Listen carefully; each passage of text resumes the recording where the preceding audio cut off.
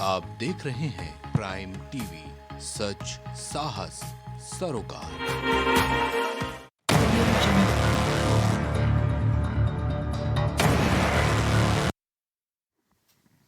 नमस्कार, आप सभी का बहुत स्वागत है प्राइम टीवी पर और आप देखना शुरू कर चुके हैं प्राइम डिबेट। मैं हूं नितिन कुमार।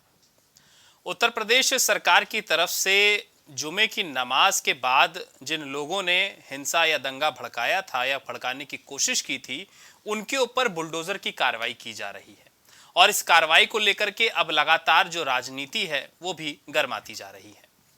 इस कार्रवाई में आपने भी देखा होगा कि कल प्रयागराज से पहले अन्य कई सारे जिलों में जिस तरह से बुलडोजर की जो कार्रवाइयां हुई और 300 से ज्यादा लोगों की अब तक गिरफ्तारी हो चुकी है, इसको लेकर के जो विपक्षी दल हैं अब वो सरकार से सवाल पूछ रहे हैं। सबसे पहले अखिलेश यादव ने उत्तर प्रदेश की सरकार को घेरने की कोशिश की, उसके बाद आज मायावती ने एक के बाद एक ट्वीट किया और ट्वीट करके उन्होंने साफ तौर पर इस चीज का जिक्र किया कि जिन लोगों के घर तोड़े जा रहे हैं दरअसल वो लोग बेकसूर हैं। सरकार को, बीजेपी को नुपुर शर्मा, नवीन जिंदल, इनके ऊपर कार्रवाई करनी चाहिए थी, इन्हें गिरफ्तार करना चाहिए था, लेकिन ऐसा नहीं हुआ। कई चीजें मायावती ने अपने ट्वीट के जरिए कही हैं। इसके अलावा ओवैसी साहब, उनका भी बयान आया है। ज्ञानवापी मामले को लेकर के भी उनका बयान पहले आया था और इस बार भी उनका बयान आया। उन्होंने कहा कि उत्तर प्रदेश में योगी राज चल रहा है, उत्तर प्रदेश में कोर्ट कचहरी किसी की बात नहीं सुनी जा रही है, सिर्फ सरकार अपने दम पर अपने मन की सरकार चला रही है और लोगों के ऊपर कार्रवाइयां कर रही हैं। लेकिन आज हम चर्चा करेंगे इस बात पर कि आखिर ये जो कार्रवाइयां हो रही हैं ये कितनी सही हैं।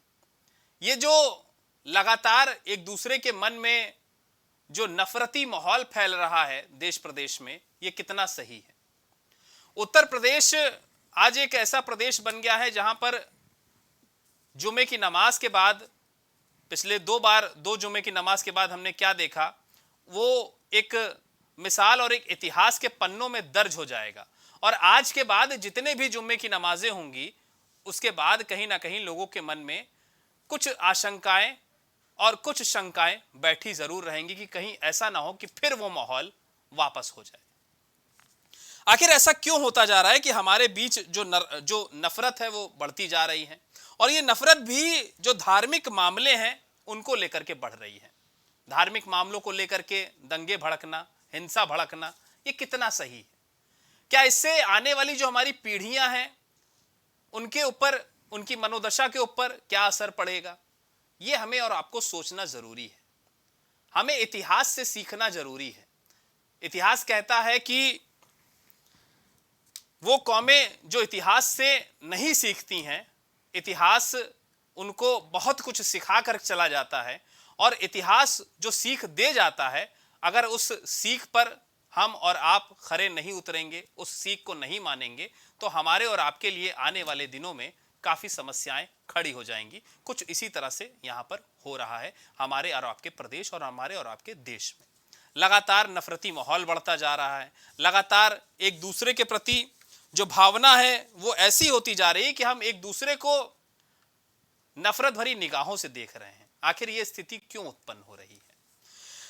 इसके अलावा यह भी सोचना बहुत जरूरी है कि हम उस वक्त उस समाज में जी रहे हैं जहां पर हमारे ही बीच, हमारी ही दुनिया में कुछ ऐसे भी देश हैं जो लगातार तरक्की कर रहे हैं, जो लगातार नई नई दवाइयों का इजाद कर रहे हैं, जो लगातार मिसाइलों का इजाद कर रहे हैं, जहां पर शिक्षा का स्तर लगातार बढ़ते जा रहा है।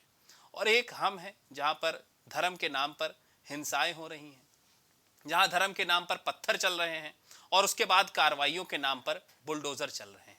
उसका भी विरोध हो रहा है, लेकिन बुलडोजर अपने आप अपनी स्पीड में चलता जा रहा है। भारत यूनिटी इन डाइवर्सिटी का देश है, अनेकता में एकता।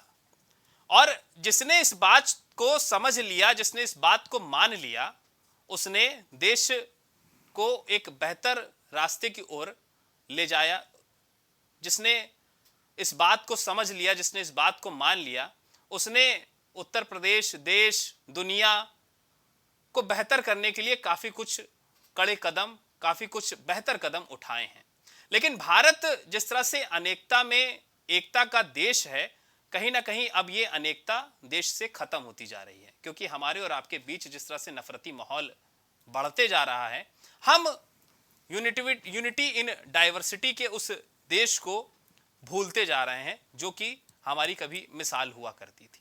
तो आखिर इस तरह की स्थितियां क्यों उत्पन्न हो रही हैं, हम और आप इसी विषय पर आज चर्चा करेंगे, जानने की कोशिश करेंगे कि आखिर कुरान में जो पहला शब्द लिखा है वो इकरा है, यानी पढ़ो, और हमारे बीच की जो शिक्षा का स्तर है, साफ तौर पर मुस्लिम समुदाय में अगर देखा जाए तो वो शिक्षा का स्तर हिंदुस्तान में सबसे कम मुस्लिमों का ही है।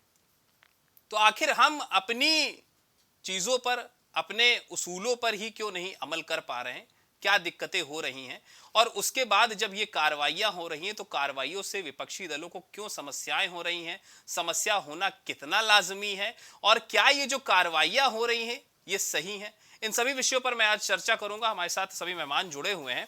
फिलहाल आप पहले कुछ बयान सुनिए और उसके बाद मैं इस डिबेट को शुरू करता हूं।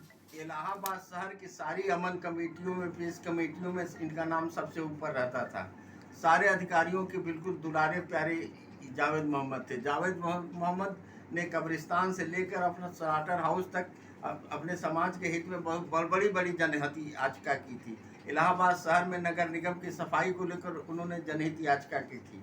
वो एक ऐसे व्यक्ति थे जो सामाजिक होते तो थे ही, लेकिन उनकी कोई आपराधिक छवि नहीं है। उनके खिलाफ कोई भी आज तक कोई FIR उनके खिलाफ नहीं है। वो कोई जमीन जायदाद का धंधा नहीं करते, वो ठेके पट्टे का काम नहीं करते, वो शराब और सिनेमा हॉल के लाइसेंस ही नहीं है। उस बच्ची का घर तोड़ते हैं जो उसके बाप को मुल्जिम करार दे रहे हो। बाप का घर नहीं है, उसकी बीवी का घर है। बोलते इलीगल बनाया गया।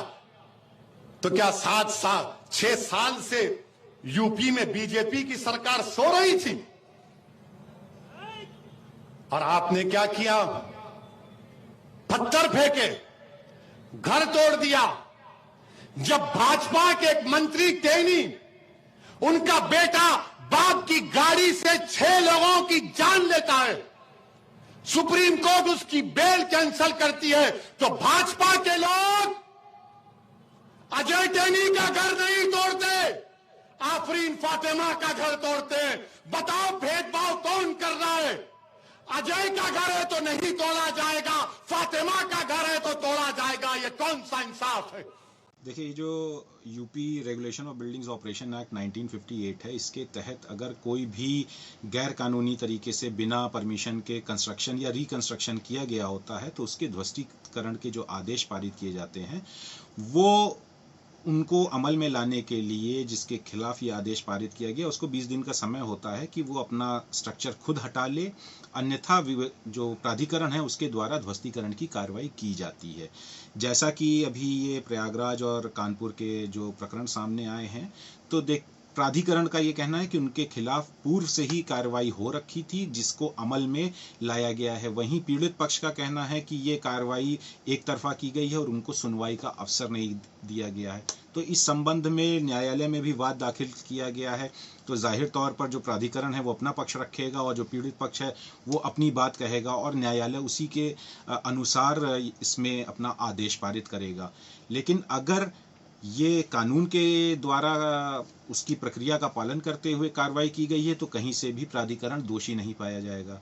लेकिन अगर बिना किसी प्रक्रिया के पालन किए एक तरफा कार्रवाई कर दी गई है तो जाहिर तौर पर फिर न्यायालय अपने आदेश में ऐसे अधिकारियों के खिलाफ कार्रवाई करने के आदेश पारित करेगा।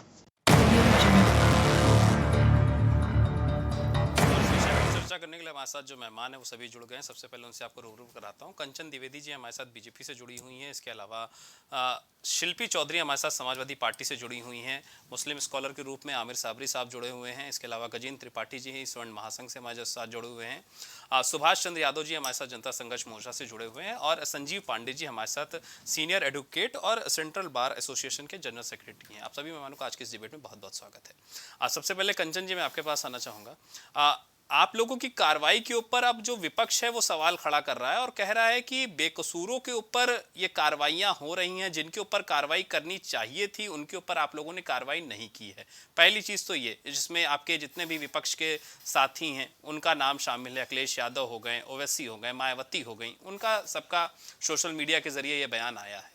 दूसरा सवाल मेरा ये है कि ये जो कार्रवाइयां हो रही हैं ये कितनी सही हैं और क्या इस तरह की समस्याओं से निपटने के लिए इस तरह की कार्रवाई सही है? जी, आप फर्स्ट पॉइंट तो ये है ना कि आप जो कह रहे हैं कि जो कार्रवाई हो रही है वो किस पर हो रही है, ये सोचने की बात है। आप विचार करिए कि वो कार्रवाई किस पर हो रही है। वो उन लोगों पर कार्रवाई हो रही है जो कानपुर में दंगाई थे, उन पर कार्रवाई हो रही है। वो उन पर कार्रवाई हो रही है जो इलाहाबाद में दंगाइयों के रूप में थे, वो उन पर कार्रवाई हो रही है। जो इन सब दंगों को भड़काने में काम कर रहे थे वो उन पर कार्रवाई हो रही है। जो अन्य शहरों में दंगाइयों का काम कर रहे थे और उसको भड़काने का जो एक आग है उसको भड़काने का काम कर रहे थे, ये उन पर कार्रवाई हो रही है। तो मुझे नहीं लगता उत्तर प्रदेश की जनता को ये समझ में नहीं आ रहा है कि इन पर क्या कार्य करने चाहिए और क्या हो रहा है, और जो हो रहा है वो सत्य है या असत्य या सही है। तो ये आपके विपक्ष के साथी क्यों कह रहे हैं कि आप लोग बेकसूरों के ऊपर कार्रवाइयां कर रहे हैं? क्योंकि वो विपक्ष है इसलिए कह रहे हैं, क्योंकि वो विपक्ष में बैठे हुए हैं और जो सरकार का काम है, यही तो हमारी सबसे बड़ी कमजोरी हो गई है कि सरकार अब वो ईमानदारी से जो हमारा जो एक पैनल है, सरकार के पीछे वाला जो पैनल होता है जिसे हम सब विपक्ष कहते हैं, वो अब ईमानदार नहीं रह गया। हम लोग राजनीति में हैं लेकिन हम ईमानदारी के साथ राजनीति नहीं करना चाहते। और सरकार चाहे वो अच्छा करे चाहे वो खराब करे, मतलब अगर अच्छा कर रहे हैं तो पहले के जो लोग होते थे, विपक्ष हुआ करता था, वो तारीफ करता था, लेकिन अब विपक्ष तारीफ नहीं करता, हर समय कटाक्ष करता है। लेकिन मेरा निवेदन है जो अभी के भी राजनेता है या फिर मेरा अपना एक विचार है कि आप ठीक है विपक्ष में है, लेकिन जब सरकार अच्छा कर रही है तो उसके साथ सपोर्ट में खड़ा होना चाहिए, और जब सरकार कहीं गलत कदम उठा रही है तो आपको उसका विरोध करना चाहिए, आपको सलाह देना चाहिए और सरकार को भी मानना चाहिए। और मुझे लगता है बीजेपी इस स्तर पर है कि अगर कोई उसे सलाह दे या चीजें सही और गलत का निर्णय दे तो विपक्ष सभी की बातों का, भाजपा सभी की बातों का समर्थन करती है विपक्ष की, तो फिर आप ऐसा क्यों नहीं करते हैं? यही हमारी सबसे बड़ी विडंबना हो गई है। तो आपको तो भारत के जो आतंकी है, दंगाई है, उनके विरोध में खड़े होना चाहिए और हमारे विपक्षी सब उनके पक्ष में खड़े हो रहे हैं। तो ये हमारा दुर्भाग्य है कि वो हमारे ऐसे लोग विपक्ष में हैं कि जो लोग भारत का ही हित नहीं चाहते और भारत के आरोपियों के साथ में खड़े हो जाते। ठीक है मैडम, मैं आता हूँ। शिल्पी चौधरी हमारे साथ सपा से हैं।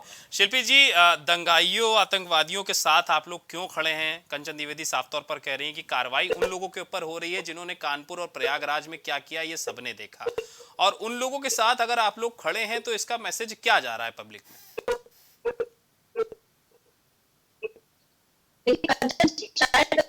इस तरीके की बातें शोभा नहीं देती जिस तरीके की बातें वो कह रही हैं। सिर्फ आरोप से ही अगर आप अपराध सिद्ध करने लगेंगे, आरोप लगे हैं ना, अपराधी सिद्ध नहीं हुए, कैमरे से देख के सारे अपराधी बन जाएंगे तो कल आप और हम भी अपराधी करार दे दिए जाएंगे और हमारे घर पे भी बुलडोजर चलने लगेंगे। आरोप लगे हैं, उसको कोर्ट में जाने दीजिए, न्यायिक प्रक्रिया में जाने दीजिए, उनके आरोप सिद्ध होने दीजिए। आरोपी सिर्फ बनाकर आप जो बुलडोजर की कार्रवाई कर रहे हैं वो किस लिए कर रहे हैं? और यहाँ ओवैसी का ये सवाल कि 6 साल से क्यों बैठे हुए थे? देखिए, इन्होंने साफ क्या कहा कि हमने जो उस दंगे के आरोपी थे हम उनका घर गिरा रहे हैं। भाई कहाँ लिखा है? आईपीसी में कहाँ लिखा है कि आप बुलडोजर चला के सबकी संपत्ति गिरा देंगे? किसी की पत्नी के नाम मकान है और पति को आप आरोपी बना रहे हैं और उसका आप मकान गिरा रहे हैं। ये कहाँ जायज है भाई? ये कहाँ जायज है? मकान किसी का है, गिरा किसी के जुर्म के, वो भी आरोप में अभी सिद्ध नहीं हुआ। तो आप चाहते हैं कि विपक्ष आपके साथ खड़ा रहे। हाँ, तो आप तानाशाही करें और विपक्ष आपके साथ खड़ा रहे। क्यों भाई, क्यों खड़े रहे हम आपके साथ? सिर्फ आरोप लगा के आप सबको, आप तो कल को मेरे को भी कह देंगे कि आप विपक्षी हैं। आज हमला हुआ ना समाजवादी पार्टी के नेता पर कानपुर में, ये तो पूरा विपक्ष खत्म करने पर जुटे हुए हैं। इनके अनुसार तो सारे अपराधी हैं, बस भारतीय जनता पार्टी की लॉन्ड्री में जो ढूंढ के निकलेगा वो ठीक है। अजय मिश्रा का क्यों नहीं घर गिरा? अजय मिश्रा पर क्यों नहीं कार्रवाई हुई? कुलदीप सिंह सेंगर का क्यों नहीं घर गिरा? चिन्मयानंद पे क्या कार्रवाई हुई? जी और आप पर्टिकुलर एक धर्म के पीछे हाथ धोकर पड़ गए हैं कि ये पोस्टर निकला, एक पोस्टर, 4 इंग्लिश की लाइनें। और जहां तक आफरीन के पिता का मसला है, खुद लोग बता रहे हैं कि वो ऐसा व्यक्ति नहीं है जिसका कोई पूर्व में पुलिस में रिकॉर्ड तक हो। तो क्या मुसलमान होना गुनाह हो गया भारत में? क्या मुसलमानों के वोट आप भाजपाइयों को नहीं मिले हैं 3 तलाक के मुद्दे पे? और क्या कर रहे जिस हैं पर आपके कार्रवाई इस करनी तबके चाहिए के लोग थी, क्या कर रहे उसको हैं? तो पूरा ये भारत नहीं ठीक है कंचन जी, सुन लीजिए फर्स्ट राउंड में नहीं, ऊपर आ गए हैं सब। Please Kanchan ji first round में नहीं, सुन लीजिए, मैं आऊंगा आपके जैसे पास। लोग अभी तक गिरफ्तार क्यों नहीं हुए हैं? पार्टी से निष्कासन का क्या मतलब होता है? पूरे देश में दंगे हाँ, भड़काने मैं आऊं- वाली मैं- महिला अभी तक घूम रही है खुलेआम। ठीक है ठीक है ठीक है शिल्पी जी, ठीक है ठीक है ठीक है। आमिर साबरी हमारे साथ मुस्लिम स्कॉलर के रूप में है। साबरी साहब, ये जो लगातार बुलडोजर की कार्रवाई हो रही है और अभी कंचन जी की बात भी आपने सुनी होगी, क्या कहना है? बहुत शुक्रिया नितिन जी कि आपने मुझे इस बहस का एक हिस्सा बनाया। जी देखिए, सच बात तो ये है, जिस तरीके से कानून और संविधान की बात हमारे भारतीय जनता पार्टी या और अन्य लोग करते हैं, तो ये तो पूरा मीडिया संस्थान भी जान रहा है और पूरा देश नहीं बल्कि विश्व देख रहा है कि किस तरीके से एक पक्षीय कार्रवाई हो कंचन रही जी को है। आवाज नहीं मिल रही, आप प्लीज देखिए। जिस कानून की बात कर रहे हैं, आप किस कानून की बात कर रहे हैं? कानपुर में हिंसा हुई, जुमे की नमाज के बाद 3 जून को लोग नमाज पढ़ करके निकले।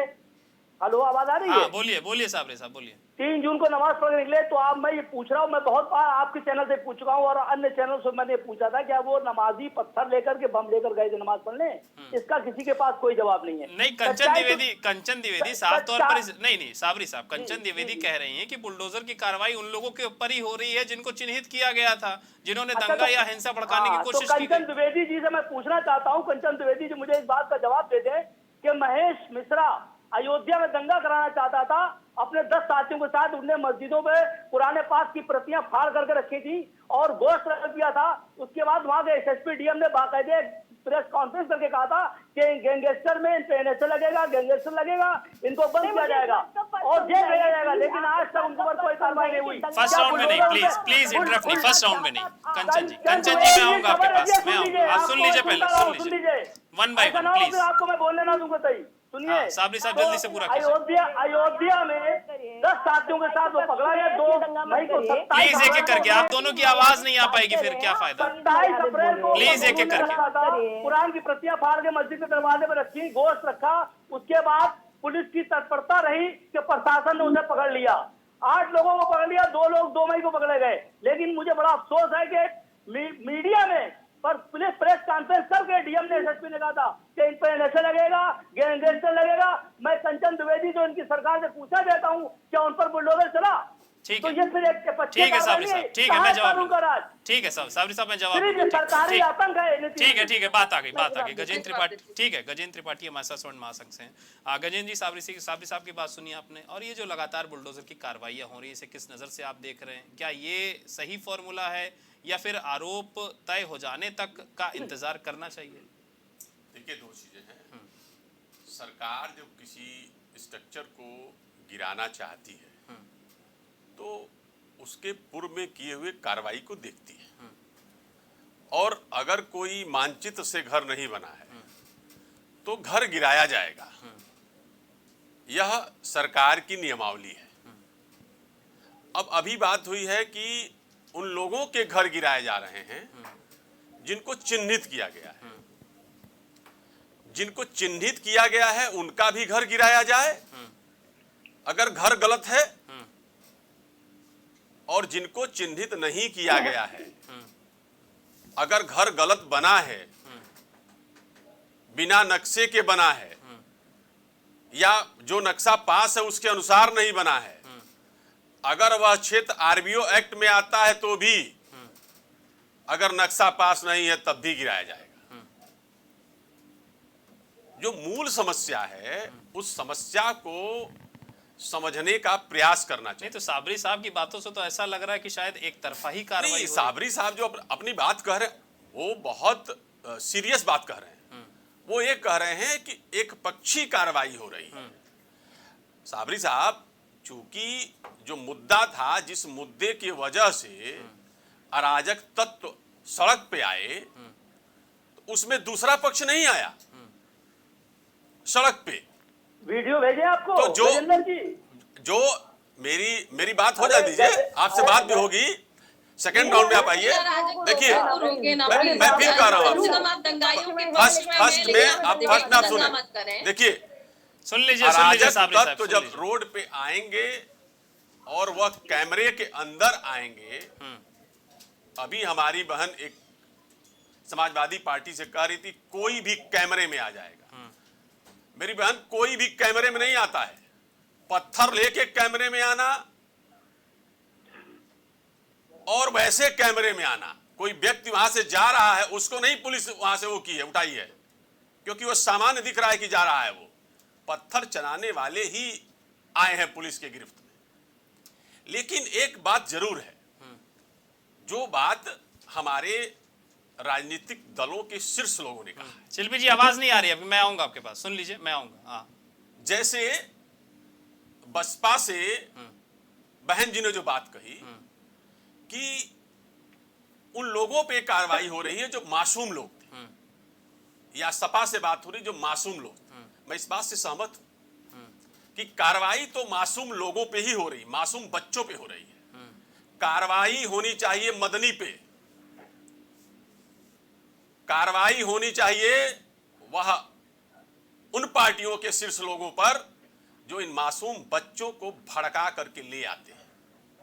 उसमें जो बच्चे बंद हुए हैं उसमें किसी आईएएस का बच्चा नहीं है, किसी पीसीएस का बच्चा नहीं है, किसी इंजीनियर डॉक्टर का बच्चा नहीं है। वहां पर उन बच्चों को ले जाया जाता है जो बच्चे अशिक्षित हैं और उनको उनके हाथ में पत्थर दिया जाता है। जरा अपने बच्चों को मदनी साहब कहें कि पत्थर लेके रोड पे आओ, नहीं आएंगे। समस्या यह है कि जो हमारा बौद्धिक समाज है, बौद्धिक समाज को यह इस बात का चिंतन करना पड़ेगा कि हम अपने बच्चों के हाथ में किताब दें, पत्थर नहीं। बिल्कुल, वो उसी बात का जिक्र मैंने भी किया और था कि शिक्षा मैं बार बार पर आपसे सोचना कह रहा जरूरी हूं है। कि सरकार, आपने कहा कि एक पक्षी, मैं उस बात को कह रहा हूं कि वह बच्चे जिनके माँ बाप मजदूर हैं, जो दिल के रोटी रोटी कमाते हैं और शाम को खाते हैं, उनमें वो बच्चे हैं 90%। आप विचार करें कि राष्ट्र को कहां ले जा रहे हैं आप। ठीक है सर, ठीक है। संजीव पांडे जी हमारे साथ सीनियर एडवोकेट हैं। पांडे जी, आप इस कार्रवाई को किस तरह से देख रहे हैं, कितनी सही है, और अब जो इस पर बयानबाजियां भी हो रही है, राजनीति भी हो रही है, क्या कहना है इस पर? देखिए, ये जितना भी आप दृश्य देख रहे हैं ये सब राजनीति का पार्ट है, और ये कार्रवाई हो रही वो भी राजनीति का पार्ट है, ट्वीट वो भी राजनीति का पार्ट है। ये बात तय है कि जो भी शासक हो उसको एक समान दृष्टि से काम करना चाहिए। जब बुलडोजर का जो नाम लिया जा रहा है और जो काम है उसको दंगे से जोड़ा जा रहा है कि साहब जो दंगाई हैं उन पे बुलडोजर चलेगा। जब दूसरी बात होती, कहते साहब इनका नक्शा नहीं पास था, ऐसा था। तो एक सामान्य सबका जिनके नक्शे नहीं पास, सबके लिए आप नोटिस दो, सब पे बुलडोजर चलाओ, तो कभी ये प्रश्न नहीं उठेगा। प्रश्न तब उठता है जब हमें बताया जाता है दंगाई इसलिए बुलडोजर चल रहा है। तो कहीं ना कहीं उस बुलडोजर की भी एक राजनीति है। आपने देखा होगा पिछले चुनाव में लोगों ने बुलडोजर के नाम पे वोट भी मांगा। तो बुलडोजर को एक राजनीतिक हथकंडे के रूप में प्रयोग किया जा रहा है, और एक लोकतांत्रिक देश है, इसमें जब तक हर वर्ग पंक्ति के आखिरी बैठा हुआ व्यक्ति भी अपने आप को सुरक्षित नहीं महसूस करेगा तो लोकतंत्र के लिए बहुत घातक है।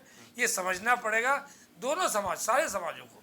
और कहीं ना कहीं इसके लिए शिक्षा, कहीं ना कहीं त्रिपाठी जी कह रहे थे, मैं उससे सहमत हूँ कि जो शिक्षित समाज है या अच्छे घरों के लोग हैं वो अपने बच्चों को तो घर में दबा के रखते हैं, और दूसरों को राजनीति में, उन लोगों को जो कहीं ना कहीं बेरोजगार हैं या पढ़ाई लिखाई की कमी है, ऐसे नौजवान मासूम बच्चों का उपयोग कर रहे हैं, उनको वो कहीं ना कहीं अपना राजनीति का हथियार बना रहे हैं। इससे कहीं ना कहीं हम लोग को समझना पड़ेगा, और अगर इसको हम लोग नहीं समझेंगे तो इससे देश का बहुत बड़ा नुकसान होने जा रहा है। ठीक है, सुभाष चंद्र, हाँ मैं आ रहा हूँ साबरी साहब, इसके बाद आ रहा हूँ आपके पास। हाँ, सुभाष चंद्र यादव जी हमारे साथ जनता संघर्ष मोर्चा से। सुभाष जी, सबकी बात आपने सुन ली, क्या निष्कर्ष है, कैसे इस माहौल को बेहतर किया जाए, कैसे इस समस्या से निकला जाए बाहर? देखिए नितिन जी, बारिश सबके लोगों की मैंने बातें सुन ली। यहाँ पे एक बात सोचनी ये है कि जैसे कि लोग बोल रहे हैं कि दंगाई थे, दंगाइयों ने पत्थर चलाया इसलिए उनका घर गिरा दिया गया। तो मैं समझता हूँ कि जब तक हमारे देश के अंदर एक संविधान की प्रक्रिया है, एक न्यायिक प्रक्रिया है, उसके तहत जब तक आरोप सिद्ध न हो जाए तब तक, ये हमारे देश का कानून कहता है, तब तक वो आरोपी नहीं होता। तो पहली बात तो ये, अगर दंगाई थे उनके ऊपर पहले न्यायिक प्रक्रिया के तहत केस करना था, FIR दर्ज करनी थी, उसके अलावा उसके बाद में जो भी प्रक्रिया होती करनी थी। रही बात घर गिराने की, तो इसके अंदर मैं भी सहमत नहीं हूँ, क्योंकि घर गिराना मुझे समझ में नहीं आता कि अच्छा काम है या इस तरह से करना चाहिए। अगर दंगाइयों के घर गिराना है तो फिर दंगाइयों का ही बोल के घर गिराइए, या फिर इस तरीके से बोलना है कि वो इलीगल थे, नक्शे पास नहीं हुए थे या दूसरी भी चीज़ें थी, तो इस तरह की कार्रवाई तो सब पे होनी चाहिए। और ये कार्रवाई सिर्फ उस घर के मालिक के, उस घर के ऊपर ना होनी चाहिए, क्योंकि वो घर रातों रात अलादीन का चिराग तो घिस नहीं दिया कि रातों रात बन के खड़ा हो गया।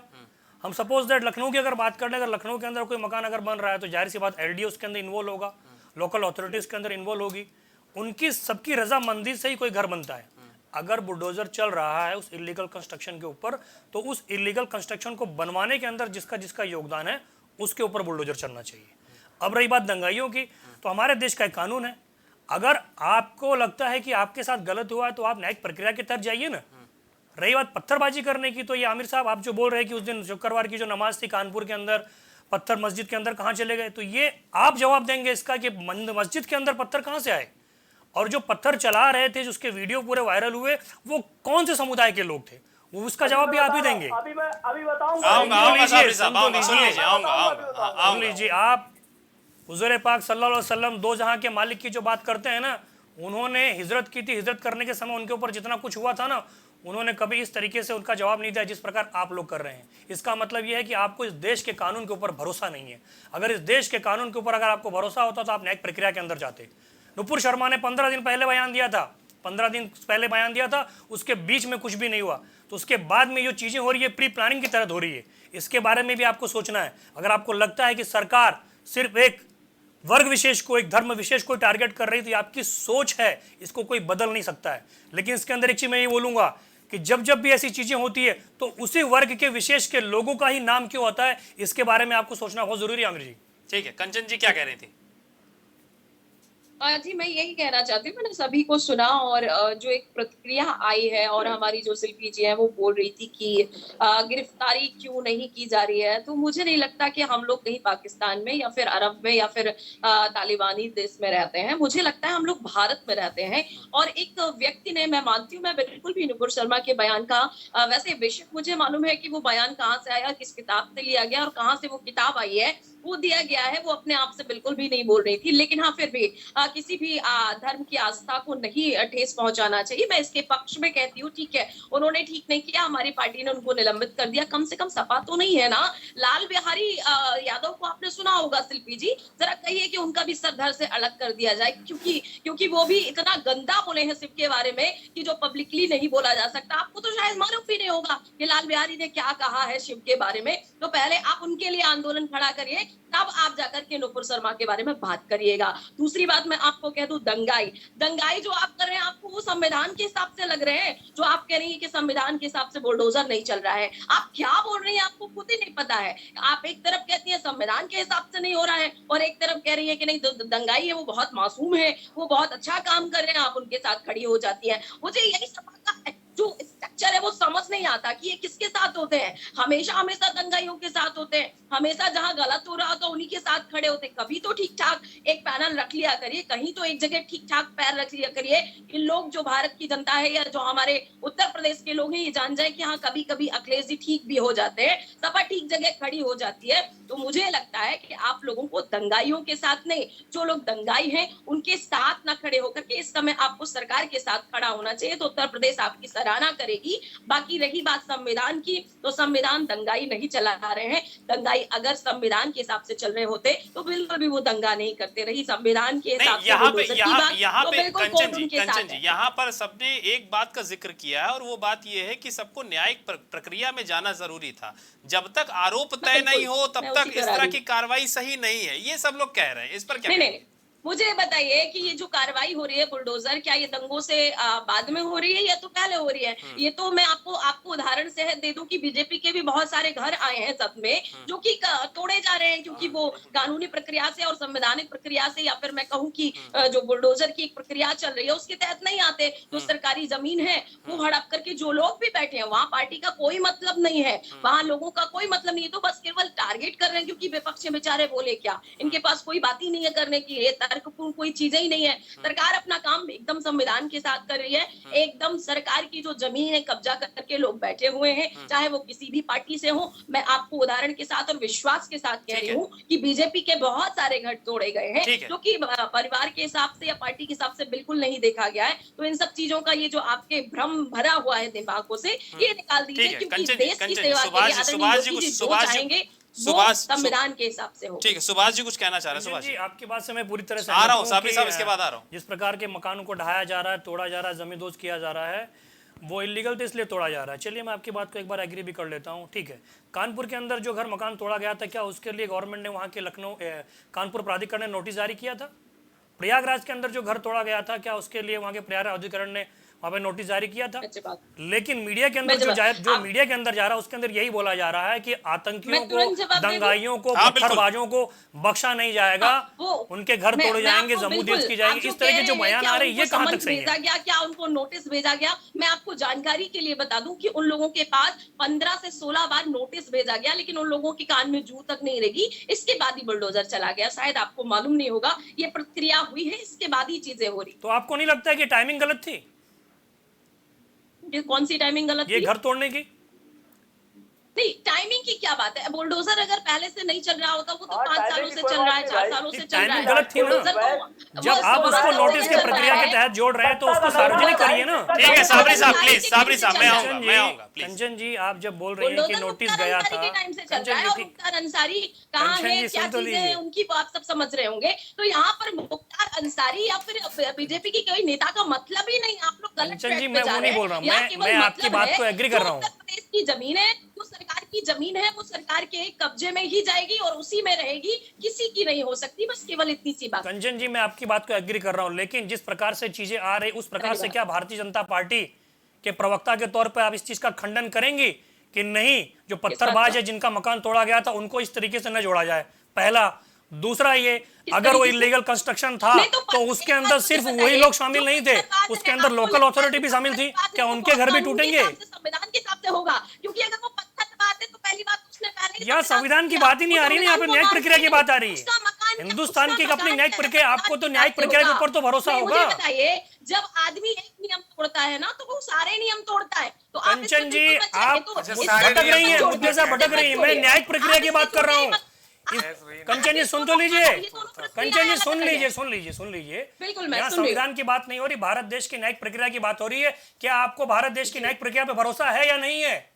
बिल्कुल पूर्ण। तो जब आपको भरोसा है तो फिर किस आधार पर उसका घर तोड़ दिया गया? किस आधार पर आपने ये आरोप लगा दिया कि वो आरोपी है, वो दंगा था? मैं जवाब देता हूं। कोर्ट के अंदर जाने दीजिए। बोलिए कंचन जी, बोलिए, जल्दी से बोलिए, फिर आगे चलिए। शायद आप इस एक जो कड़ी है ना उसको छोड़ करके जा रहे हैं। जिस समय बुलडोजर शुरू हुआ था ना, उस समय कोर्ट की जो एक प्रक्रिया थी वो हमारे सरकार के साथ में थी कि हाँ ठीक है, उन्होंने कहीं पर भी हस्तक्षेप नहीं किया। अगर हस्तक्षेप किया होता ना तो ये जो प्रक्रियाएं हो रही हैं वे कभी नहीं हो पाती, क्योंकि हमारा कोर्ट हमारी सरकार से हमेशा आगे रहा है। हमारा संविधान जो है सरकार उसके थ्रू चलती है, ना कि संविधान सरकार के थ्रू चलता है। कांग्रेस नहीं है ना, ये यहाँ पे बीजेपी है और सारी चीजें संविधान के हिसाब से होती हैं। तो यहाँ पर बिल्कुल भी आप दोनों चीजों को अलग अलग करें, मिलाएं बिल्कुल नहीं, क्योंकि आप मिलाएंगे तो भ्रमित हो जाएंगे। इसलिए कोर्ट बिल्कुल सरकार के इस कदम के साथ भ्रमित नहीं हो रहा हूं, आप उसको बार-बार संविधान को बीच में लेके आ रही हैं। ठीक है, मैं तो न्यायिक प्रक्रिया की बात कर रहा हूं, आप शायद मुझे भ्रमित करने का प्रयास कर रही हैं। चलिए ना, कोर्ट न्यायिक प्रक्रिया से चलता है ना, कोर्ट से ही न्यायिक प्रक्रिया शुरू आप लोग कैसे साबित कर रहे हैं कि वो दंगाई थे?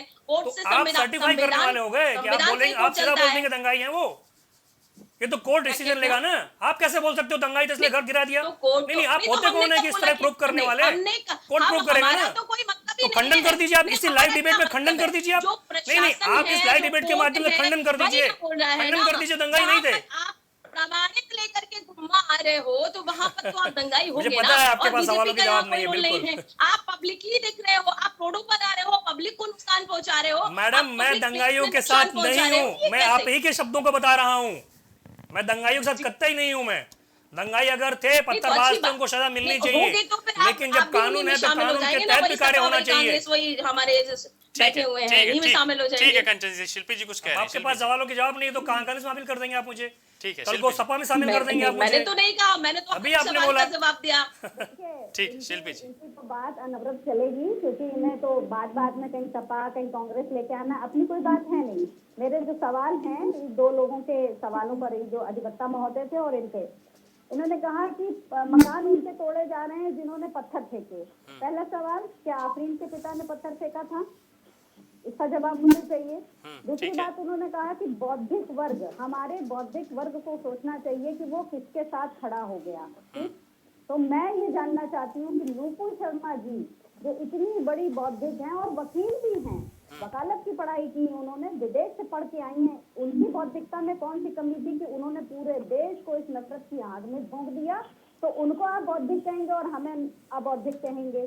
ठीक है, ये बौद्धिक वर्ग है, ये भाजपा का बौद्धिक वर्ग है जो नफरत फैलाता है। तीसरी बात, लोगों ने पत्थर उठाए, कहीं भी रखे थे पत्थर। ठीक, नहीं, मुझे ये बताइए ना, नहीं मुझे बोले बिना नहीं रह रहा। ये बताइए कि आप बताइए कि नुपुर जी ने ज्यादा गलत बोला या लाल बिहारी ने ज्यादा गलत बोला? Please one by one, please. Lal Bihari का बयान इनको मालूम है? प्लीज पूछिए कि इनको लाल बिहारी का बयान मालूम है? ये नुपुर शर्मा पर इतना ज्यादा क्यों टूटी हुई है, इतना ज्यादा क्यों टूटी हुई है? उन्होंने तो कुछ नहीं कहा है जिस पर आप इतना रूठ रही हो। अगर आप ज्यादा बहुत हमको उनकी सजा मिली है, हम उनके साथ नहीं है। आप जाइए पहले लाल बिहारी का अपने पार्टी से निष्कासित करवाइए, उसको तो कुछ नहीं किया आप लोगों ने। क्या कर रहे हैं सपा वाले? सपा वाले तो ऐसे लोगों को ही साथ रखते हैं। तो आप नुपुर शर्मा के बारे में बोलने वाले होते कौन हो? पहले आप अपनी सफाई कर लीजिए, सरकारी की करके आप अपनी पार्टी की सफाई करिए। ठीक है, प्लीज, ठीक है, हो गया भाई आप लोगों का। ठीक है, प्लीज प्लीज प्लीज, ठीक है। का ये दूसरा कार्यकाल है, पहले पूरे कार्यकाल में योगी जी शर्म करिए आप ये बोलने में। जाइए ना कि पहले लाल बिहारी का सरकार। पांचवा सवाल मेरा, सुन लीजिए देवी जी, आप सुन लीजिए, कंचन जी, अगर आस्था की बात करिए ना शिल्पी जी, तो चाहिए पहले लाल बिहारी, यहाँ बात करिए अभी लाल बिहारी के बारे में बात करिए ना। आप कहिए कि वो गलत बोल रहा था, बोलिए कि गलत बोल रहा था, ये बोल रही है तो लाल बिहारी के बारे में क्यों नहीं कुछ बोलती है? साबरी साहब प्लीज, मैं आऊंगा, इसके बाद आ रहा हूँ आपके पास। छठा सवाल मेरा, अंतिम सवाल और सबसे ये नहीं बोलेंगे, इस पर बोल ही नहीं सकती क्योंकि शर्मिंदा नहीं है ना, इनको शर्म नहीं आती है, इनको बस दूसरों के लिए बोलना और ठीक है, कुछ भी बोलना आता है बस। आज जितने भद्दे नहीं बोलेंगी, इनके पास शब्द नहीं है। लाल बिहारी को एक बार भी नहीं बोल सकती है। भारतीय जनता पार्टी की यही से उत्तर प्रदेश आपको समझ गया होगा। और प्रदेशों में भी आपकी सरकार, और जहाँ जहाँ प्रदेशों में आपकी सरकार है, जान रहे हैं शिल्पी जी आपको उत्तर प्रदेश, तभी आप वहाँ हैं। सामने अराजकता करने वाले लोगों पर कोई कार्रवाई की? ठीक है, मैं जवाब लूंगा। ठीक, मैं जवाब लूंगा। साबरी साहब क्या कह रहे थे, जल्दी से बात पूरी कीजिए। नितिन जी, हाँ, जुमे की नमाज पढ़ने के बाद जब लोग निकले तो नारे लगा रहे थे, छतों से पत्थर चले, पुलिस ने पत्थर चलाए। इसके तमाम वीडियो मौजूद मेरे पास भी हैं, तमाम वीडियो सोशल मीडिया पे वायरल हुए। लेकिन उसके बावजूद भी ये भाजपाई या इनके जितने फ्रंटल संगठन हैं इस बात को मानने को तैयार नहीं। सारा दोष मुसलमानों का कि उन्होंने पत्थर चलाए। खैर जाने दीजिए, मैं सवाल एक करना चाहता हूँ भाजपा के नेत्री से। अरे कंचन जी, आप बड़े काबिलियत बोलेंगे। कंचन जी सुन लीजिए, पहले सुन लीजिए, प्लीज सुन लीजिए। आप लोग बीच में क्यों बोलते हैं? प्लीज सुन लीजिए, वन बाय वन बोलिए भाई, वन बाय वन बोलिए प्लीज। सबकी बात आने दीजिए, सबकी बात आने दीजिए प्लीज, ऐसे नहीं, ऐसे डिबेट नहीं, please one by one, please one by one, please one by one. पूरी तरह रॉन्ग किया किसानों को। आप ही बंद करना चाहते हैं तो करें, अयोध्या में आप ही बंद महेश करना चाहते हैं तो अलग बात है। आप अंधे ही हैं अगर इस बात को नकार रहे हैं तो। जितना बड़ा दंगाई है आप अपने बच्चों का भविष्य बर्बाद कर रहे हैं। आप जिनका नहीं तो नहीं, साबरी साहब कंचन जी कह रही घर तो उनके तोड़े जा रहे हैं जिनके इलीगल बने थे, दंगाइयों के थोड़ी ना तोड़े जा रहे हैं। यही तो बड़ा झूठ है, तो अब तक क्यों नहीं तोड़े गए? ये 30 जून के बाद ही क्यों तोड़े गए? अरे तब से नितिन जी, तोड़े बड़ा जा सवाल रहे ये हैं, है कभी नहीं तोड़े भाई, गए, अब तोड़े उनको गए। अगर दिए नोटिस कहा दिए, मैं जनता जी की भी एक बात में जवाब देना चाहता हूँ। वो कह रहे थे कि प्रगत मानचित्र के बने थे, तो मैं पूछना चाहता हूँ, मैं कम से कम 25,000 घर लखनऊ में दे सकता हूँ आपको। बाबा जी में दम है तो बुलडोजर चलाएं। एक मैं देता हूँ बगैर मानचित्र के बने हुए। कंचन जी सुन लीजिए कंचन जी प्लीज सुन अरे लीजिए कंचन जी आपको बर्दाश्त ना होती सच बात। अरे लाल बिहारी के लिए कुछ बोल दीजिए, कुछ बोल दीजिए, कुछ अपने मुंह से निकाल दीजिए। आरएसएस ने ठूस के भरा है उसने। कुछ नहीं बोलेंगे ये, ना दंगाइयों के लिए कुछ बोलेंगे ना लाल बिहारी के लिए कुछ बोलेंगे। सच आपको बर्दाश्त नहीं होता है कंचन जी। ठीक है साहब। आप सत्य नहीं बोल रहे हैं, आप बेईमान हैं, आप झूठ अरे बोल रहे हैं, आप बेईमानी कर रहे हैं बैठ करके डिबेट में। आप अपने बच्चों का भविष्य बर्बाद कर रहे हैं, भारत का भविष्य बर्बाद कर रहे हैं। आप जो कर रहे हैं ना बिल्कुल उचित नहीं है।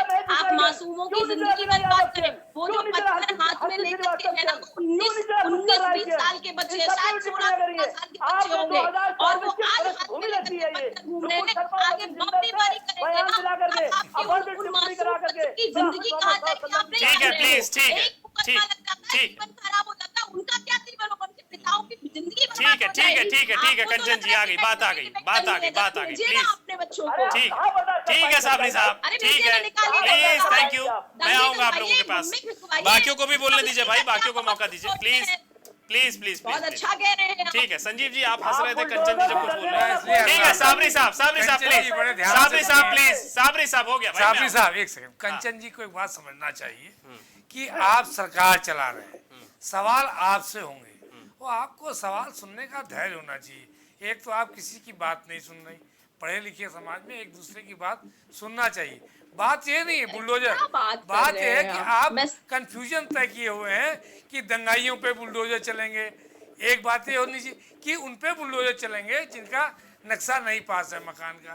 पहले तो आप दंगाइयों को बुलडोजर को जोड़ने से एक माहौल बन रहा है। ये आप जो माहौल जो संविधान के हिसाब से नहीं होगा, संविधान नहीं, ये माहौल है। बुलडोजर चलेगा, संविधान अलग, आप संविधान नहीं होगा, संविधान उसके ऊपर बुलडोजर चलेगा, संविधान वो गलत करेगा, उसके ऊपर बुलडोजर चलेगा। दंगाइयों पे आप जबरदस्ती दंगाइयों का एक आपने भाषा पढ़ दिया, जबकि आप जब तक किसी पर प्रूफ नहीं हो रहा चल रहा है, प्रथम सूचना रिपोर्ट से आप किसी को दंगाई भी नहीं कर सकते। की बात की सफाई दूं, आप किसी को ऐसे दंगाई कह भी नहीं सकते। लेकिन जो चीजें गलत है वो सारी चीजें कल को वो छूट जाएंगे तो इतना डिफर्मेशन कौन लेगा? कल को आप मुझे दंगाई बता दीजिए, कल को कोर्ट ने मुझे छोड़ दिया, उसका फल कौन भुगतेगा? अगर बिना नक्शे के मकान बन रहे हैं तो आपकी अथॉरिटी क्या कर रही है? आप सत्ता में है, आप अपनी जिम्मेदारी नहीं समझ रही है, आप अपनी जिम्मेदारी समझ ही नहीं रही है, आप दूसरों की बात सुनना आपको जिम्मेदारी से अपनी बात सुनना चाहिए। और जो बात समझिए, ये सवाल ये है कि दंगाई थोड़े ना लगाई जा रही है। आप किसी को दंगाई ऐसे क्यों कह सकते हैं? किसी को भी ये बीज गणित नहीं चल रही है, यहाँ पर है वही वास्तविकता दिखाई जा रही है, वास्तविकता पे बात हो रही है। एक देश में आप माहौल खड़ा कर दिया, उनके बारे में बात हो रही है। एक माहौल ऐसा खड़ा कर दिया इस समय देश में, सिर्फ इसके अलावा कोई बात नहीं हो रही, शिक्षा पे कोई बात नहीं हो रही, बेरोजगारी पे कोई बात नहीं हो रही, कोरोना फैलना कोई बात नहीं हो रही। अच्छा मतलब अभी आपको दंगा बड़ा नहीं लगता? दंगाइयों पे बात हो रही है। कानपुर जैसे शहर में अशांति फैल गई, आपको बड़ा नहीं लगता कि ऐसे लोग अरे एलआईयू आपकी है, आपकी एलआईयू क्या कर रही थी? करोड़ रुपए का आदेश सुझा रहा है। हम एक शहरी हैं, भारत की जो शांति है वो आपकी संविधान से, आपका मोबाइल है, जिम्मेदार आप हैं, आप अपनी जिम्मेदारी क्यों बच रहे हो? ऐसा क्यों हो रहा है? जीवन क्या जी पाओगे जब आप आपको मालूम है जहाँ मैं बैठी सही बात है, इंजीनियर आता है, पैसा मिल जाता है, नक्शा पास, जिसका पैसा नहीं मिलेगा नक्शा नहीं पास। आप भ्रष्टाचार की बात नहीं कर रहे हो। लोग ही जो समझाने का प्रयास नहीं करते। अरे समझाइए, अपने लोगों को समझाइए, जो छोटे छोटे मासूम बच्चे हैं, किसी भी वर्ग के नहीं कर सकते चिल्ला के। ये मत करिए, उनके साथ आप शासक हैं, आप जिम्मेदार हैं, आप जिम्मेदारियों से नहीं भाग सकते। आप थोड़ा सा भविष्य बनाइए, आप सब बड़े लोग हैं, आप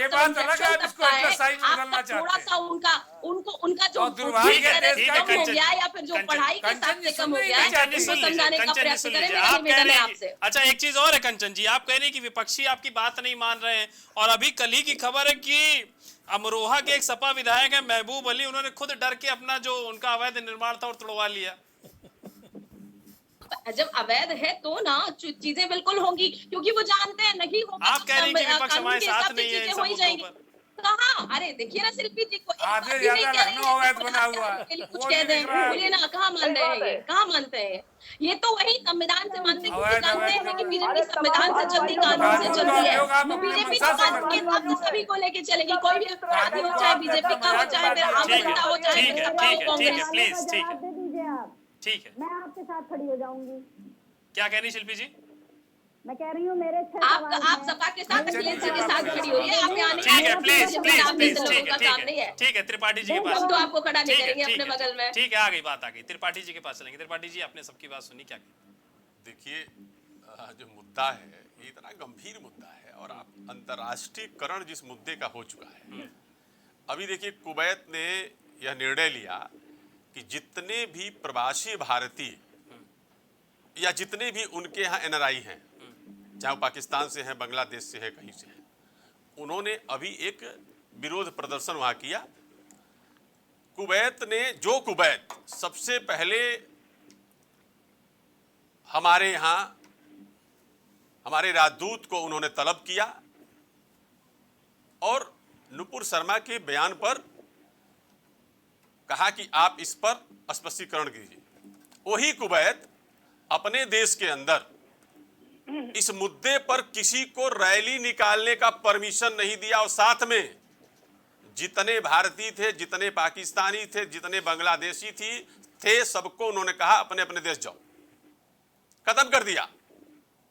और हमारे देश में आप पत्थर चलाते रहिए, ईंटा चलाते रहिए, बम चलाते रहिए, मुद्दा जानते क्या होगा आने वाले कल में? एक फ्रंट इस देश में खड़ा होगा और वह बौद्धिक फ्रंट होगा जो आपकी भी बुराई करेगा और आपकी भी बुराई करेगा। न आपके साथ होगा, न आपके साथ होगा, न पक्ष के साथ होगा, न विपक्ष के साथ होगा। देश में ऐसा एक फ्रंट खड़ा होगा। क्यों? कि जिस दिन इस देश में मुस्लिम के खिलाफ कोई बात कही जाती है या धार्मिक बात कोई भी कही जाती है अगर, तो जिस दिन हिंदू खड़ा होने लगेगा मुसलमान के फेवर में, या सिख खड़ा होने लगेगा, बौद्धिस्ट खड़ा होने लगेगा, उस दिन समाज में सुधार आएगा। हिंदू के ऊपर, महादेव के ऊपर तमाम बातें कही गई। नुपुर शर्मा की बातों का खंडन सब लोग करते हैं। क्यों करते हैं वह सब लोग जानते हैं, लेकिन वहीं पर तस्लीम रहमानी ने महाकाल के ऊपर, महादेव के ऊपर जो बात कही, उस पर कोई चर्चा नहीं करता। जिस दिन मुसलमान इस पर चर्चा करने लगेगा, जैसे नुपुर शर्मा के बयान का हिंदू खुलेआम आकर के उनके बयान पर अपनी आपत्ति दी और कहा कि यह बयान गलत है। क्यों? कि वो धार्मिक बयान है। देश में मेरी बात सुनिए प्लीज, आप अपनी बात करते रहिएगा प्लीज। देखिए, समस्या यही है, यही समस्या है। ये इस समस्या का समाधान आप लोग नहीं है। मैं सिंपल बात करता हूं, हिंदू के खिलाफ, प्लीज सुन लीजिए। आपकी जब बात आएगी आप कहिएगा, हिंदू देवी देवताओं के खिलाफ कोई बयानबाजी होती है। आऊंगा साबरी साहब, सुन लीजिए, साबरी साहब सुन लीजिए। आऊंगा। जब कोई हिंदू देवी देवताओं के खिलाफ कोई बयानबाजी होती है और जिस दिन मुस्लिम समाज का बौद्धिक वर्ग निकल के आएगा सामने और कहेगा कि यह गलत हो रहा है, या जिस दिन मुस्लिम धर्मगुरुओं के खिलाफ, अल्लाह के खिलाफ, मोहम्मद साहब के खिलाफ कोई बात होती है, जैसे हिंदू निकल के आया है अभी, जब ऐसी बातें आएंगी समाज एकत्रित होगा और आप दोनों लोगों से पल्ला झाड़ेगा। क्योंकि दोनों लोगों से यह देश बिल्कुल एक, आप मान के चले कि यह पक्ष और विपक्ष एक मुस्लिम के साथ हो जाता है, दूसरा हिंदू के साथ हो जाता है। यह देश निश्चित तौर से जान लीजिए आप, आने वाले कल में या तो 80 और 20 में बट के रह जाएगा, या आपको भी छोड़ देगा, आपको भी छोड़ देगा। एक नया फ्रंट खड़ा। ठीक है साबरी साहब, क्या कह रहे थे? जल्दी बात पूरी कीजिए, कहिए। ये गजेंद्र जी कह रहे हैं 80 और 20 में बढ़ जाएगा। पहले तो मुझे बता दूं, गजेंद्र जी की दिल की हसरत ये कभी पूरी नहीं होगी। ये देश कल भी एक था, आज भी एक है, कल भी एक रहेगा। धन्य है। हम इनसे पूछ रहे हैं कि श्री राम जी पे, श्री किशन जी पे या शिव जी पे आज तक कोई अभद्र टिप्पणी किसी मुसलमान अरे ने की है। तस्लीम रहमानी ने उसी दिन महाकाल पे टिप्पणी की, उसी पर नुपुर शर्मा ने उसी पर दिया। आप बार बार महाकाल को फवारा बोलोगे? फवारा क्यों बोलते महाकाल को बार बार? जब वह कोई क्षेत्र न्यायिक लेकर के प्रक्रिया का क्षेत्र हो गया तो वहां पर क्यों बोलेंगे आप भाई? क्यों बोलेंगे उस चीज को? आप बार बार चीजों को बोलते हैं आप लोग। गलती मानना पड़े वो कीजिए। दोनों तरफ से गलती हुई है, मानिए उसको आप। ये वही लोग मानना हैं, क्यों नहीं चाहते आप? यही बोलना चाहिए कि जो सही है, यही लोग हैं दंगे करवाने वाले, यही लोग। आप ये ऐसे बताइए, लोगों को इतना सुन बड़ा के ही मुद्दा हो मासूम गया, बच्चे पत्थर उठा लेते हैं। ओवैसी जैसा नेता गुजरात में जाकर के आज के दिन में बात किया। आपके जैसे लोग ही हैं भाई आप लोग शांति चाहते नहीं हो देश में। आप जैसे लोग, शांति आप नहीं चाहते। ये नेताओं से तो देश लेकर के त्रस्त हो चुका है। ठीक है, प्लीज, ठीक है, ठीक है। बेहतरीन सरकार कर रही थी, लेकिन नुपुर शर्मा नबी जिंदल से आपने पृष्ठभूमि के तहत तैयार जमीन करने के लिए ठीक है साबरी साहब, कंचन जी कुछ कह रही है आपसे। ये अपने अलावा कंचन जी आपसे कुछ कहना चाह रही हैं। अपने अलावा ना अरे सुन तो लीजिए क्या कहेंगी, सुन तो लीजिए। होते हैं सवारी जैसे तो लोग, हाँ, कंचन मुझे जी। नाम भी ठीक से नहीं इनका लेना आ रहा है क्योंकि बहुत कठिन होते हैं लोगों के नाम। सवारी जी जैसे लोग, ये लोग इतने कट्टरवादी होते हैं कि सामने से क्या एक व्यक्ति लोग कह रहे हैं उसको सुन भी लें, इनको समझ में नहीं आ रहा है। मैं यही बहुत दुखपूर्ण बात कह रही हूँ, अपने हृदय पे हाथ रख करके कह रही हूँ कि मैं खुली लिमिट पे कह सकती हूँ कि आपके जैसे लोग हैं जो भारत का भविष्य बिगाड़ने में पूरा सहयोग करते हैं। आप छोटे छोटे मासूम बच्चों को हाथों में पत्थर लेने पर मजबूर कर देते हैं। सवारी जी आप माने ना माने, एक बार मेरी बात को याद करिएगा, सोते समय सोचिएगा जरूर जो मैं कह रही हूँ। आपके जैसे लोग हैं, आप जरा अपने बेटे को लेकर के भेजिए, आप जाइए जाकर के भेजिए गुम्बा लेकर के और जाकर के चौराहे पे उन्हें बोलिए कि आप दंगा करिए। आप जो बोल रहे हैं ना, ये अपने भारत के छोटे छोटे मासूम बच्चों का भविष्य बर्बाद कर रहे हो। शर्म आनी चाहिए। आप जैसे लोगों को माफ करिएगा, लेकिन आप जो बोल रहे हैं वो बिल्कुल ही उचित नहीं है। आपको यहाँ पर बैठ करके दोनों को समझाने की बात करनी चाहिए। आपको यहाँ पर बैठ करके दोनों पक्षों के लिए जो गलत है वो गलत और सही है, सही को बोलना चाहिए। आप जो बोल रहे हैं ये बहुत ही गलत कर रहे हैं। मुझे आज बहुत बुरा लग रहा है इस डिबेट में आकर के मुझे आप जैसे लोगों का सामना करना पड़ा कि मुझे आज मेरे लिए शाम बहुत बेकार हो गई। ठीक है साबरी साहब, चलिए शिल्पी जी क्या कह रही थी, कुछ कह रही थी आप? देखिए जो त्रिवेदी जी ने कहा, मैं उससे ये सहमति दे रही हूँ। देखिए बहुत सारी उनकी चिंताएं हैं, उनको बौद्धिक वर्ग से भी खतरा लग रहा है। उनको लग रहा है कि एक नया फ्रंट खड़ा हो जाएगा जो पक्ष विपक्ष से अलग होगा। डेमोक्रेटिक पावर है, ये खड़ा होता है तो खड़ा होने दीजिए। और दूसरी बात कि दो गलत मिलकर एक सही कभी नहीं बनते। अगर किसी रहमानी ने कुछ गलत कहा था तो नुपुर शर्मा अगर एक बौद्धिक वर्ग का प्रतिनिधित्व करती थी तो कायदे से उनको तुरंत पुलिस केस करना चाहिए था और करना भी चाहिए। लेकिन बजाय उसको काउंटर करने लगी अपनी अभद्र भाषा से। तो उनकी भाषा अभद्र थी कि मतलब आप भी जवाब आपको लाल बिहारी अभद्र नहीं लगते, आपको नुपुर शर्मा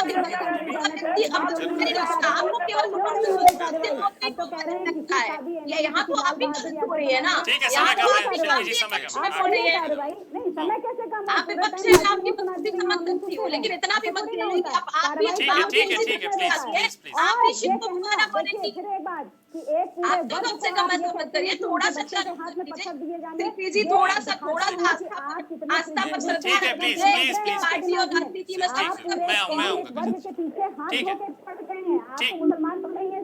ठीक है, कम से कम अपना जमीन रखना चाहिए हर एक व्यक्ति को। उसके भी उतने ही अधिकार हैं जितने किसी हिंदू के हैं। ठीक है, हिंदू मुस्लिम पे न लाई जाए, गलत और सही में बात की जाए। ठीक है, सुभाष जी क्या कह रहे थे, जल्दी बोलते रहिए।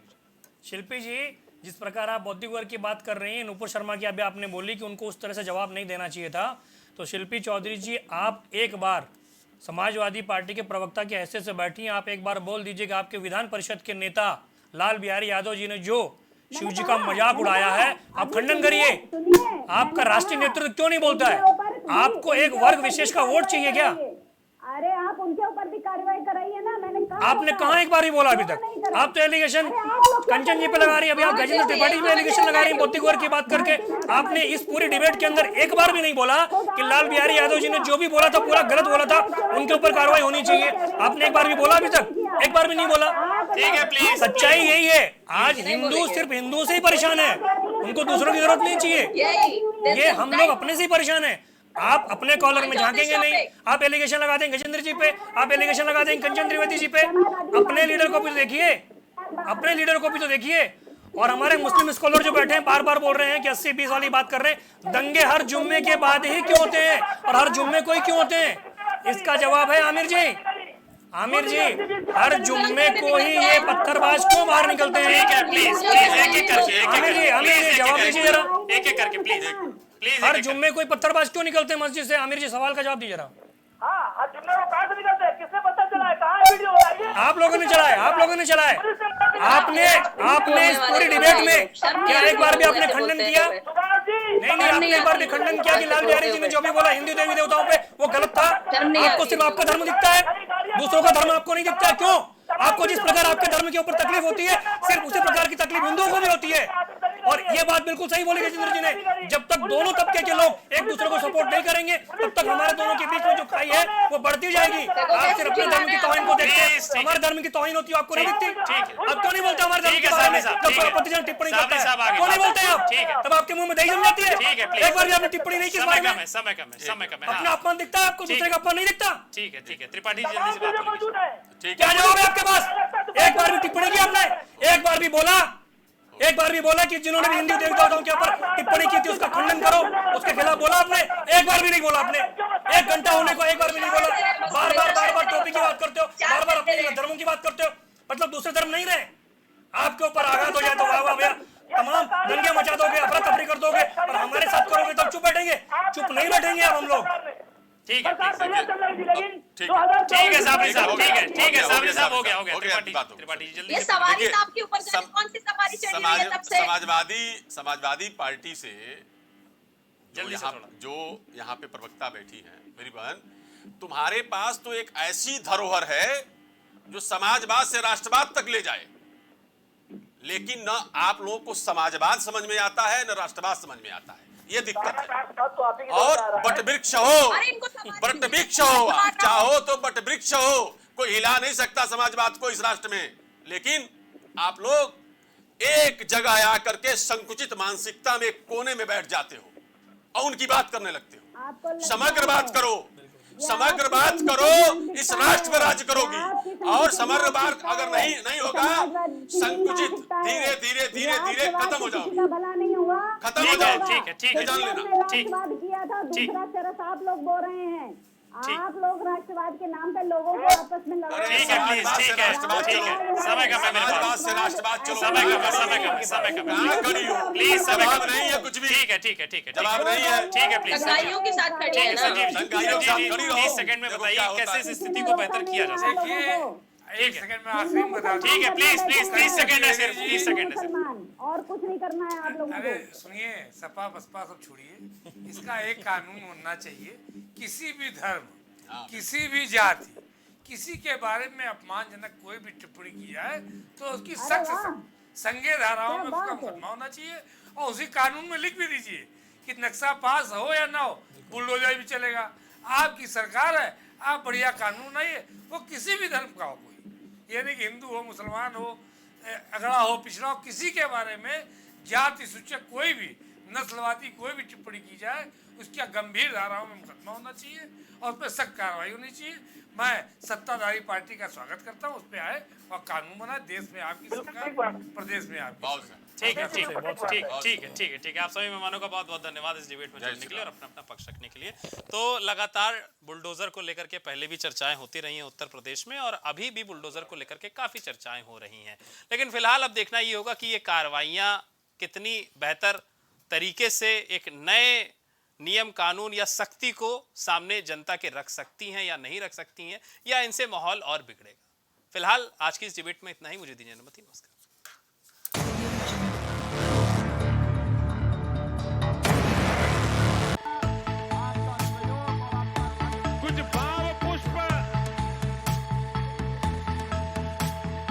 आप देख रहे हैं प्राइम टीवी, सच साहस सरोकार।